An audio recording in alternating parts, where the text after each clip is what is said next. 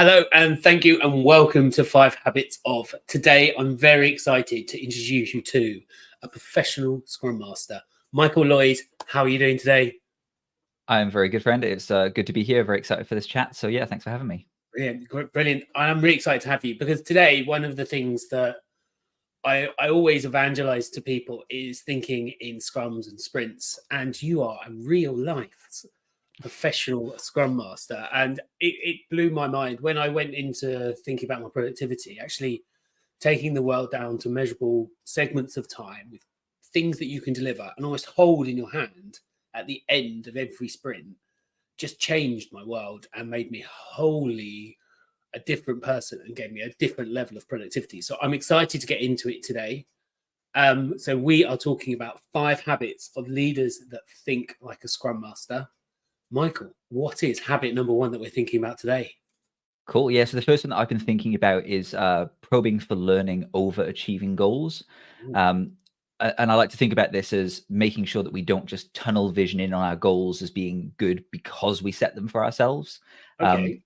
I think that the mistake that I've made a lot is that you can get it in your head that something's a really, really good idea. And then when you achieve it, you get a bit of a dopamine hit and you want to move on.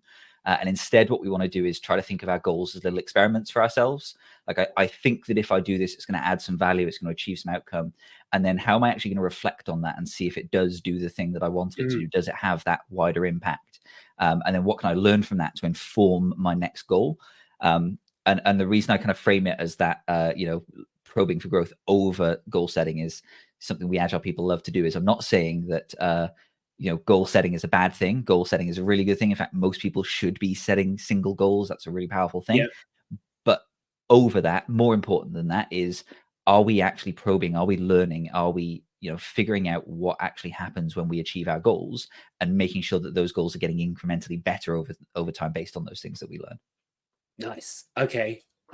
And I think the problem, maybe a word to really think about there, is the incremental, because that's the whole thing about Scrum, isn't it? Is that you have a very short focus and you want something at the end, and then you can test that. So that, isn't it, learn it, and is this thing I'm learning useful to me, and is it moving me on? Is that sort of how that sits in this whole, that sphere of thinking? I think so, yeah. And I mean, one thing particular to Scrum that can be really useful as well is that actually there are 2 goals in Scrum, really, right? So you have a sprint goal, which is the thing you're planning to achieve in this little short sprint cycle, like a month or less. But then you've also got a product goal. And the idea is that every one of your sprint goals should take you a step towards that product goal. And I think it's understanding that relationship is that, yes, having a short-term goal is really, really important, but you're also probably trying to achieve this longer term vision or plan. And you should be constantly checking, am I actually stepping in that direction, or am I just, chasing things in different directions because they seem shiny to me right now? Yeah. I just love the clarity you just given back to me. It's the things I know, but it's just forgotten. Actually, it's the shiny thing. Is it going in the direction I want it to go? It might feel warm and fuzzy, but if it's not taking me in the direction of this project that I believe is the most important thing to my business, put it down, put it in the box of shiny things. Okay. Love it. So that's habit number 1. What's habit number 2? So number 2 is basically limiting work in progress or single tasking, right? So this is something that I just every conversation that I have with teams and organizations and leaders, and we're trying to get to, like, what are the problems that stop us from being effective. Every single conversation has some version of, we're just doing too much. There's too much work. There's too much to focus on. I'm constantly being pulled in different directions. And it just seems to be just a inherent human problem, right? Is we don't like being bored. We don't like not feeling productive. And so we just pick stuff up. And I find that I've personally never seen a scenario where deliberately taking on less, deliberately limiting your focus to the 1 or 2 really important things doesn't have a really, really powerful impact on what we get done. And in particular, it's about kind of that first goal that we talked about, which is giving yourself the space to actually think about what's happening when you do that stuff, or having that time to reflect, and escaping that kind of cognitive load issue, the context switching issue of, oh, I don't have time to think about that. I have to go and do this thing. And then it takes you an hour to remember where you were when you dropped thing A to move on to thing B, right? There's just too much that you can get bogged down in, and focusing on a single thing at a time really, really makes a difference. Yeah. You're right. It seems counterintuitive to have that one focus in that one moment. But to allow your brain to settle in. And it's a lot about the brain, isn't it? You say about, I reckon it's about 20 minutes or half an hour if you context switch that you need to re-spool your brain into the thing you're doing. Yeah, I remember seeing some data on this a while back, and I don't have a source, so this may be completely wrong. I'm sure someone will tell us in the comments, but I read that there's about a 20% cost of context switching. So once you do one thing, you can focus on it 100%. If you do two things, it's down to 80, three things down to 60. And the point of that is once you get up to 5 things, you're basically at 0% productivity. Your chances of getting stuff done becomes almost 0. And yet most people are working on probably close to 5 things, if not more, right? So yeah, and I've seen it myself. So from going, like, my journey to ops leadership was that you start on the floor somewhere and you just walk around firefighting and it feels good, and you solve 1, 2, 3, 4, 5, 6 things. It feels okay. But as you go up and the world slows down a bit and your thinking needs to become a bit more planned, personally, I couldn't do it. And it was when you sit and you focus on one thing and you have to say no. It's learning to say no to people. And to shut out those distractions, isn't it? It's shutting out the Slack comments, shutting that focus. That how do I stay in that zone for that period of time to focus on that one thing that I'm working on right now?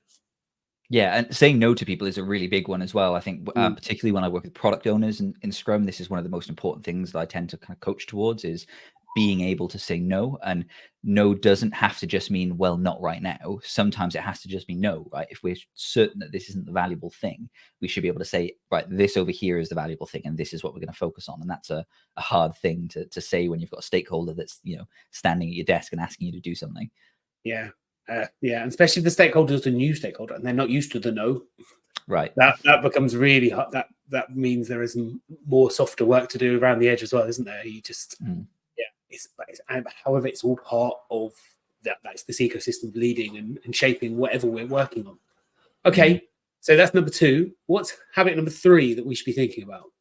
So number 3 actually really ties, I think, into what you were saying a minute ago about the kind of firefighting almost that comes up in certain problems, which so the principle is thinking in systems. So it's understanding that everything that we do, certainly in knowledge work and any kind of complex work where there are lots of unknowns, it's very, very difficult to simply tie down a cause and effect relationship between the thing that we want to do and the outcome that's going to happen.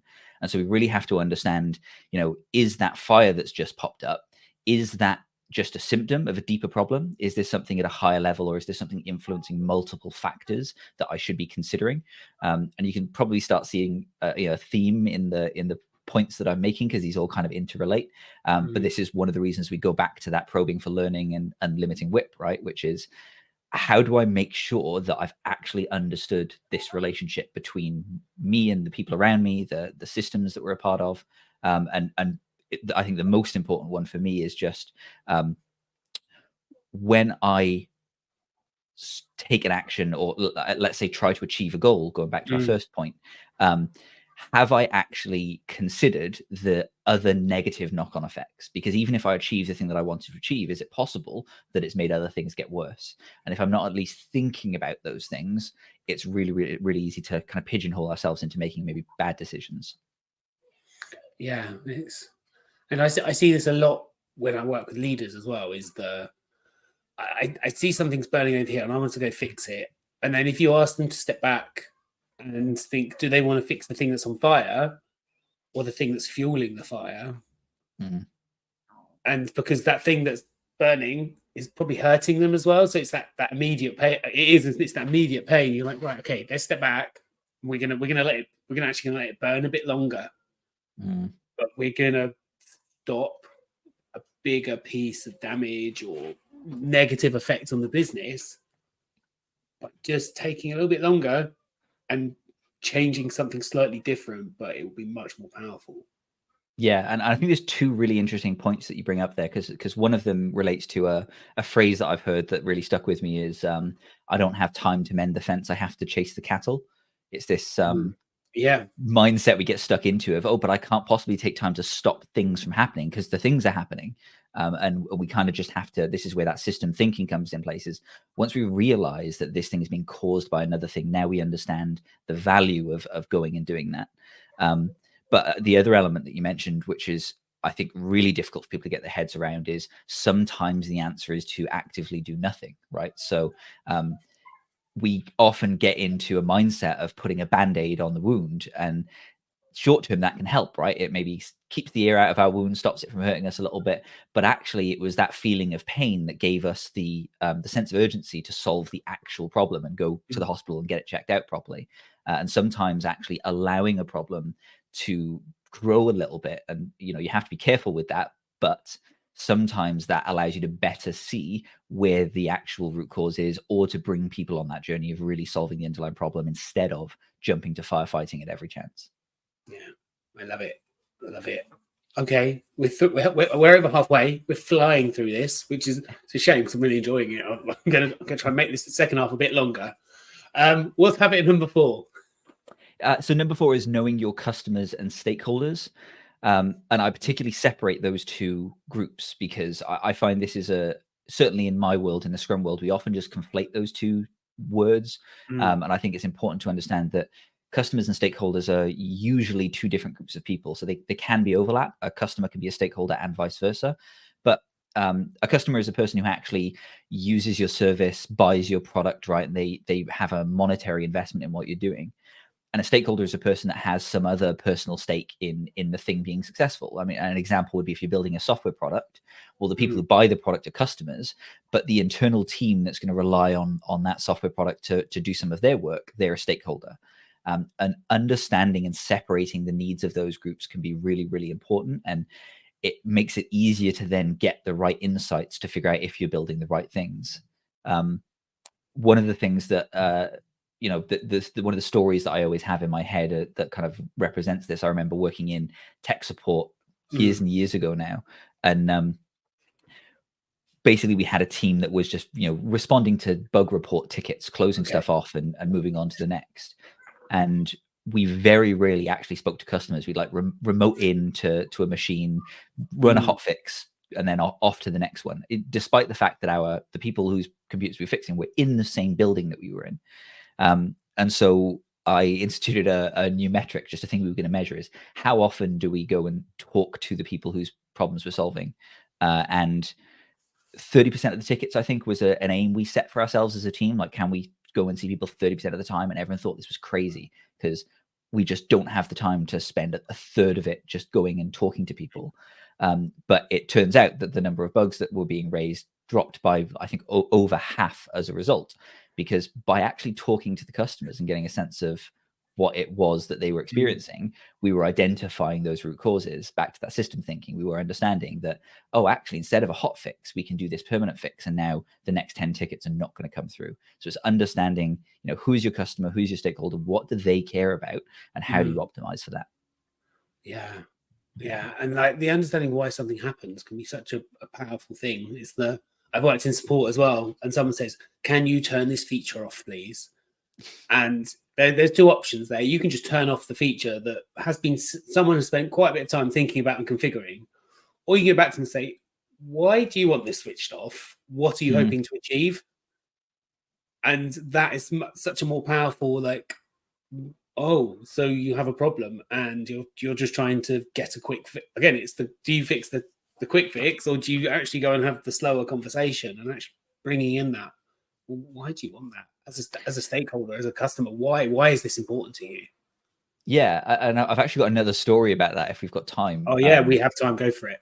Yeah, cool. So another really interesting one that I always think about was I was working with a team that was building payroll software, and we had this requirement come through that we needed to add a CSV download option for these payments that were going through the account.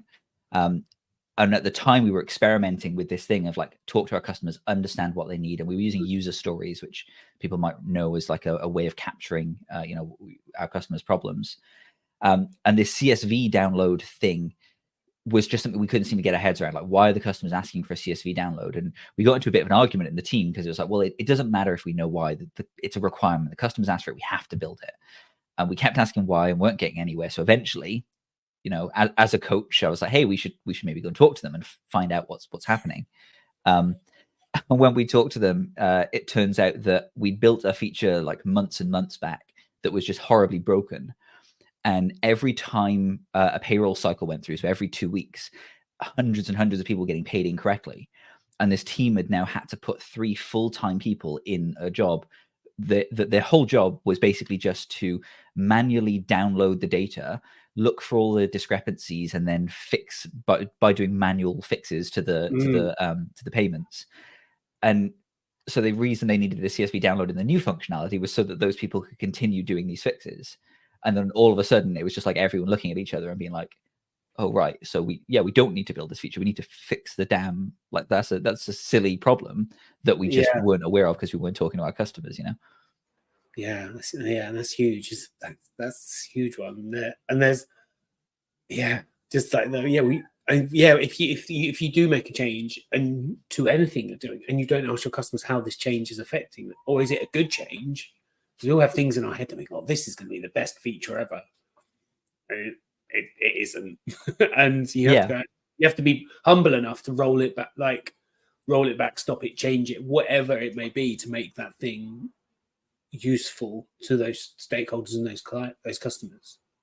Yeah, and going a step further, I think just a useful motto to live by sometimes is that the best feature is no feature. Like if you can solve a problem without building a new feature, that's almost always the way to go. But we have a tendency, we lean towards wanting to add new stuff, which often just overwhelms people. So yeah. Oh God, there's such another rabbit hole. Like again, the why can take why do you need it, and it's like, we need this thing. And you're like, well, we've already got it over here, and let me show you how to use it. And it's just that, isn't it? Is are you really getting the most out of that feedback? Love it. So we have the number 5, our last habit. What is this last habit that we need to be thinking about? Yes, this kind of ties up everything we've been talking about, I guess, but it's that learn, do, reflect cycle, which is making sure that we understand that theory and practice are not necessarily the same thing. And so there's a lot of great theory out there that we can learn, right? I'm sure most people listening to this have probably read some books on leadership or, some practice that they potentially have tried to implement. And those things are built for a particular context or, by someone with a particular experience. And so there's always going to be a difference when we try to do something in our context. And I think the mistake that we often make is that we see the implementation of this theory as an end of itself, right? And we succeed once we've implemented this idea or this practice. And it's really, really easy if you don't reflect often enough to get really, really good at doing the wrong thing. And so that idea of the learn, do, reflect cycle is just, check that theory against what's happening. And back to that very first point we talked about, which is this goal actually having the outcome that I wanted to have? Is it adding the value that I thought it was going to add? And if not, what am I learning from that? And how might I tweak and adjust this? Because we all have, different priorities and purposes. And a given theory or a given practice, sometimes and in some contexts is going to support those ideas, and other times it can be a detriment to them. And if we don't keep track of that, we're going to potentially make some really painful mistakes. Yeah, and I think reflection is one of the hardest things to do because it actually involves you having to look at what you've done, look at all that thing you've poured your heart into. Okay, was this a good use of my time? Yeah, and I think so. This is something that I talk a lot about with dysfunction mapping, which is my little tool that I talk about a lot. And the thing that I learned after many, many mistakes was that you have to get out of the habit of seeing your own goals and your own so the outcomes that you set for yourself as measures of your own personal success. Because it's really easy to say, right, well, I want to achieve X, and then you achieve X and the little light goes green and you get a dopamine hit, and now great, awesome. I'm amazing at my job because look at all these green lights that I've made go off. But back to our systems thinking, right? This is all part of a bunch of different unknown unknowns. There's a lot of stuff going on. And instead, if we can treat these measures and these things that we're looking at as, was I correct? Did I understand how these things interrelate? Because if the thing goes green and that tells me I was correct about my understanding of these relationships, now I can make the next prediction and then take the next small step. And over time, those build into really powerful change. But if I just get into that habit of chasing those little green lights, or the metrics with the little squiggly lines that go up all the time, that can lead us to just optimizing for our own what's the word I'm looking for? Like our own dopamine hit, I guess, right? Which is not the thing that matters in the end. No, I love it. And it is trying to not chase the dopamine hit. And it's that slower, longer payoff. And that actually, how can I sit back in 6-12 months and go, oh, this look at what we've achieved, and look at how much more efficient this is, or how many more people are using this process or platform or tool that I've created. Those are more, I think, deeper wins. And actually, when you get away from that personality, that personal, that it defines you. Like, I turn everything green. Great, that's a great way to be. And there's a place in the world for people, the firefighters, that go turn everything green. But you want to be someone who builds stuff, and that's a real change. I love it. And I was just going to add, because I mean, talking from experience, that when you then end up hiring a bunch of people that have that kind of mindset, you can then build a culture that inadvertently optimizes for really, really bad outcomes, right? Because we're all individually optimizing for those green lines. And I've worked in more than one place like this, but quite recently I was in an organization that was hyper fixated on velocity, which for anyone that doesn't know is just a way of measuring like the number of things that we get done, let's say, right? So if we're building software, how many bits of software product do we put together? But the problem is they weren't actually integrating, putting this stuff together and releasing a product. They just had teams individually building these bits and pieces that weren't coming together at the end to form an actual product. And I spent months at this organization trying to kind of hammer into leaders that, like, hey, I know that you think that things are going well because you've got these velocity numbers and showing all this stuff that's happening, but we're months in and we still don't have a single integrated working product. And when we try to put this all together at the end, it's going to fall apart because we've not incentivized people to focus on making it so that it comes together. We've incentivized them to make as many things as possible. And that's what happens when all of the individual leaders and even the doers in an organization have that mindset of, well, as long as my little green line's going up, everything's good, right? Nice. I love it. Okay, so we are done. Our time is up. So if we recap the 5 habits, habit number 1 was probing for learning over achieving goals. Nice. Habit number 2, single tasking and limiting work in progress. And number 3, thinking in systems.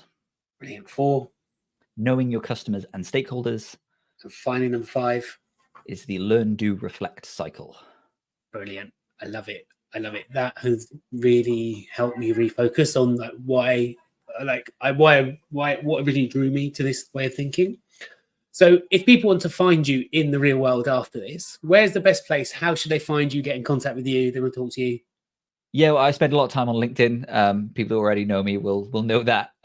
Also, like I say, dysfunction mapping is my little sort of baby that I'm working on at the moment. So dysfunctionmapping.com is my website where you can get in touch if you want to, book me for consulting or training or that kind of thing. But yeah, just flick me a message. I'm always happy to talk to people that are trying to solve problems. I love it. And just tell me briefly about the thing that you're doing that I can't say in this moment. Dysfunction mapping. Yeah, so it's basically just me trying to pull together all this stuff that I've learned over the years about system thinking, about focusing on goals, and it gives people in complex systems, so software development, agile teams, leaders in big organizations, just a structure to find those things that would be the firefighting moments, the symptoms, try and connect them as patterns to underlying root causes of dysfunctions, and then ultimately to hypothesize an action that we can take that will have a measurable impact and really give us an experiment that we can check and test. So very much all this stuff that I'm talking about and care about, but in a structured way that you can actually do repeatedly with the people around you in a way that kind of prevents you from making all the mistakes that I and a lot of others have made when we do this by ourselves. We have all made, indeed. Okay, brilliant. Thank you very much. This has been 5 Habits of. I am Michael Lloydd. I am the director of questions at Michael Habits. And if you're stuck and you're an ops leader and you need to unpack this and you've got lots of things going on in your business, drop me a DM on LinkedIn, follow the YouTube channel. And Michael, you have a YouTube channel as well. So we'll drop that in the we'll drop that in the comments. Thank you all so much for listening. Michael, have a brilliant day. Thank you very much.